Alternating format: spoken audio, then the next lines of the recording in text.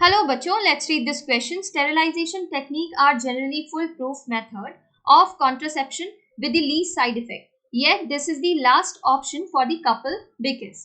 अब यहाँ पर देखिए जो स्टेरिलाइजेशन टेक्निक की बात करें उसमें आप क्या क्या देखते हैं. एक तो आप देखते हैं ट्यूबेक्टॉमी पढ़ते हैं, ठीक है, ट्यूबेक्टॉमी पढ़ते हैं, ये परफॉर्म किया जाता है फीमेल में. और एक आप पढ़ते हैं वासेक्टॉमी, वासेक्टॉमी परफॉर्म किया जाता है मेल में. फीमेल में कहां पर आप पढ़ते हैं, जो फेलोपियन ट्यूब होती है ना, फेलोपियन ट्यूब्स में कट लगाते हैं और कट लगा के दोनों एंड को टाई कर देते हैं.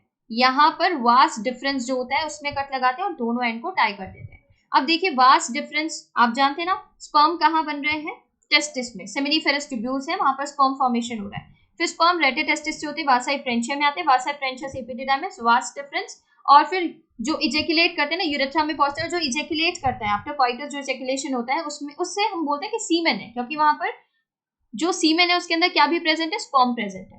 ओके, ग्लैंड्स का फ्लूइड भी है, ग्लैंड्स का सिक्रीशन भी है और स्पर्म भी है, तब हम उसे टोटल को क्या कहते हैं, सीमेन कहते हैं. बट अभी जो इजेकुलेट होगा ना उसके अंदर स्पर्म नहीं होंगे, क्योंकि वासेक्टॉमी परफॉर्म की जा चुकी है. जो स्पर्म है वो आगे मूव ही नहीं कर पा रहे, यूरेथ्रा तक पहुंच ही नहीं रहे हैं. ठीक है, तो यहाँ पर इस तरीके से काम होता है. ट्यूबेक्टॉमी में आप देखेंगे जो ओवरी ओवा बना रही है वो ओवा फेलोपियन ट्यूब में तो भेज दिया जाता है, बट आगे मूव नहीं कर पाएगा. अगर स्पर्म रीच भी कर जाता है फेलोपियन ट्यूब तक, तो फेलोपियन ट्यूब बीच में से कटी हुई है, आगे मूव नहीं कर पाएगा, ओवा तक रीच नहीं कर पाएगा स्पर्म. तो इसीलिए इसको कह देते हैं sterilisation technique.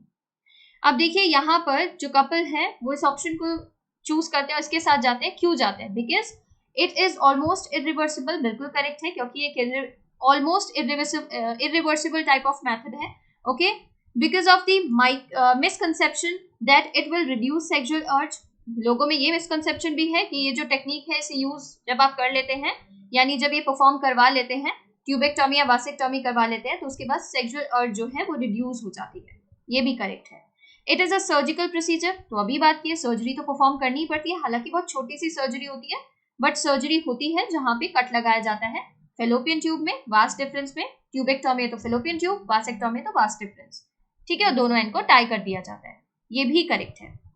Because of lack of sufficient facilities in many parts of the country. ये भी करेक्ट है, क्योंकि बहुत सारे प्लेस ऐसे हैं जहां पर सब तरीके की फैसिलिटी नहीं है और लोग अवेयर भी नहीं है उन सब बैरियर मेथड्स के बारे में और अदर मेथड्स के बारे में, आईयूडीज के बारे में. तो वो किसके साथ जाते हैं, वो स्टेरिलाइजेशन टेक्निक्स के साथ जाते हैं, क्योंकि लोगों को पूरे तरीके से नॉलेज नहीं है, और नॉलेज है तो सफिशिएंट फैसिलिटी नहीं है. तो ये भी करेक्ट है. दिए गए चारों ही स्टेटमेंट करेक्ट है. करेक्ट ऑप्शन जो बन रहा है वो है option 1, first, second, third and fourth. Other option को आप एलिमिनेट कर सकते हैं क्योंकि वहां पर सभी ऑप्शन नहीं है. करेक्ट ऑप्शन जो बन रहा है वो है ऑप्शन 1. Thank you.